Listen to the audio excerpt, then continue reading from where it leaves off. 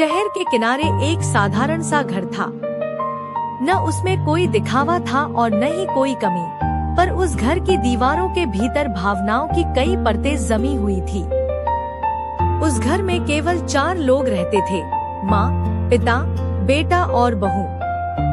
बाहर से देखने पर यह एक सामान्य परिवार लगता था, लेकिन भीतर हर सदस्य अपनी अपनी चुप्पी के साथ जी रहा था।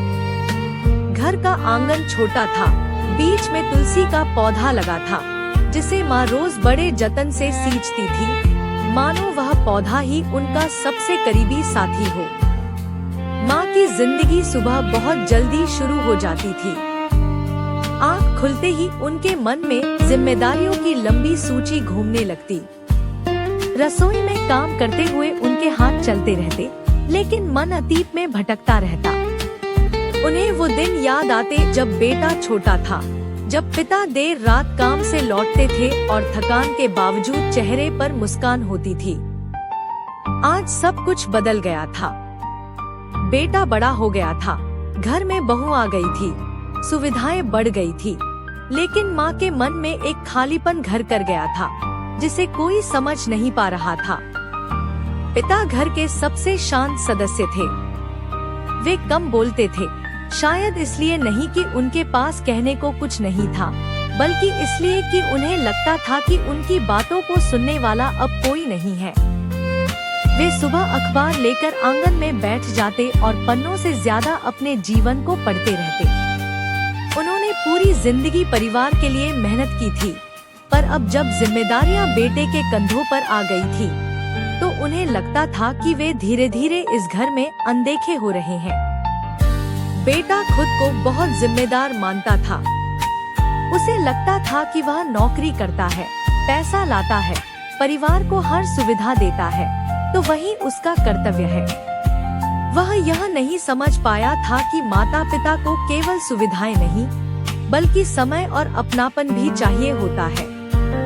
मोबाइल और काम में उलझा हुआ वह यह देख ही नहीं पाता था कि माँ की आंखें कब नम हो जाती हैं और पिता की चुप्पी कब बोझ बन जाती है।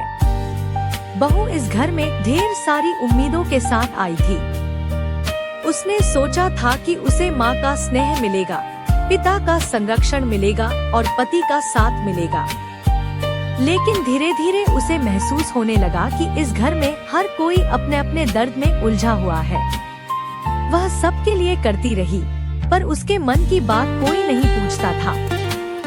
वह चुप रहना सीख गई, क्योंकि उसे लगता था कि बोलने से शायद रिश्ते और उलझ जाएंगे। समय यूं ही बीतता गया। एक दिन माँ की तबीयत अचानक बिगड़ गई। बहुत गंभीर बीमारी नहीं थी, बस कमजोरी और बुखार था। लेकिन उस दिन माँ को एहसास हुआ कि उनका शरीर ही नहीं, उनका मन भी थक चुका है। बहू ने दवा दी, खाना बनाया, पिता पास बैठे रहे, लेकिन बेटे को ऑफिस जाना था। माँ छत को देखते हुए सोचती रही कि क्या अब उनका बीमार पड़ना भी इस घर में सामान्य बात हो गई है। इसी बीच बहू भी अंदर ही अंदर टूटती जा रही थी। ऑफिस और घर दोनों की जिम्मेदारियों के बीच उसका मन कहीं खो सा गया था। एक शाम जब वह थकी हुई लौटी और माँ ने अनजाने में कुछ कह दिया, तो बहू का धैर्य टूट गया। पहली बार उसके आंसू खुले बहने लगे और पहली बार उसके मन का दर्द शब्दों में बाहर आया। घर में सन्नाटा छा गया, जैसे वर्षों से दबे हुए भाव अचानक हवा में तैरने लगे हों। उसी सन्नाटे को पिता ने तोड़ा। बहुत समय बाद उन्होंने अपनी आवाज में अपने मन की बात रखी। उन्होंने कहा कि इस घर में कोई बुरा नहीं है, बस सब एक दूसरे को सुनना भूल गए हैं। उनकी बात सुनकर माँ रो पड़ी। बेटे की आंखें झुक गईं और बहू को पहली बार लगा कि शायद उसकी भावनाएं भी मायने रखती हैं। उस रात चारों लोग देर तक बैठे रहे, बिना किसी आरोप के, बिना किसी तर्क के, बस अपने दिल की बातें कहते रहे। माँ ने अपने अकेलेपन को स्वीकार किया, पिता ने अपनी उपेक्षा को, बहू ने अपने दर्द को और बेटे ने अपनी मजबूरियों को। उस रात कोई बड़ा फैसला नहीं हुआ, लेकिन रिश्तों में जमी बर्फ पिघलने लगी। इसके बदलाव आने लगा। माँ और बहू के बीच बातचीत बढ़ने लगी। पिता को बेटे का समय मिलने लगा और बेटा यह समझने लगा कि परिवार को समय देना भी उतना ही जरूरी है जितना पैसा कमाना।